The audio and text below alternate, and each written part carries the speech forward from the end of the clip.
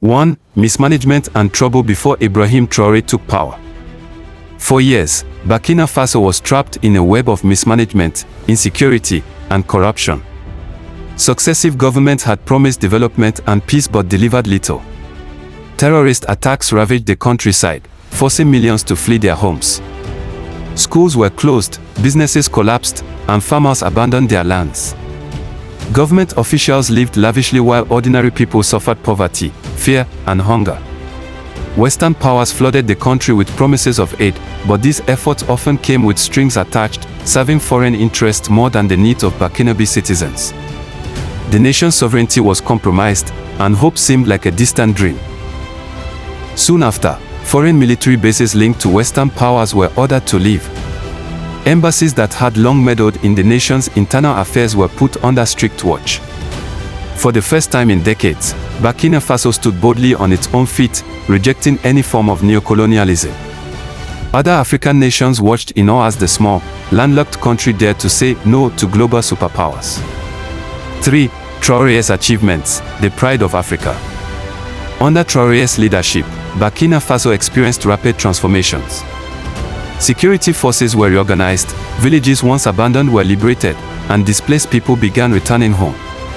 Farmlands were revived, and food production increased. Traoré's government also promoted local industries and traditional medicine, reducing dependence on foreign imports. Most importantly, he restored dignity to public service. Ministers were chosen based on merit, not political loyalty. Wastage of public funds was curtailed. For the first time in a generation, children could dream again, farmers could work in peace, and communities began to rebuild. Across Africa, many hailed Traoré as a symbol of hope, proof that a country could reclaim its destiny without bowing to external pressure. 4. The unpopular African Defense Committee report and its bias.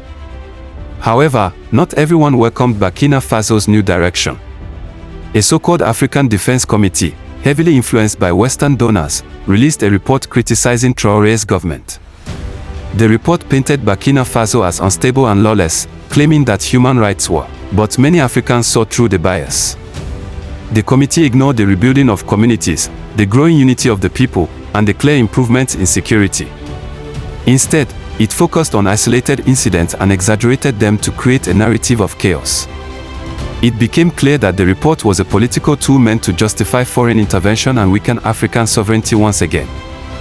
5. The unity seen among Africans in protest across the continent.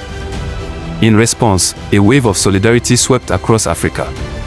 From Mali to Niger, from Guinea to South Africa, people took to the streets, waving the Burkinabe flag alongside their national flags. They sang songs of unity, carried banners reading "Africa for Africans," and rejected any attempt to undermine the progress made by leaders like Traoré. The protests were not just about Burkina Faso, they represented a broader awakening. Africans were standing up to reclaim their dignity, defend their sovereignty, and write their own history. Burkina Faso's journey under Ibrahim Traoré had sparked a fire across the continent, a fire of pride, resistance, and hope for a truly independent Africa. This that the West has started, Africans will not stop until freedom is truly gained in all African nations. Together we shall rise.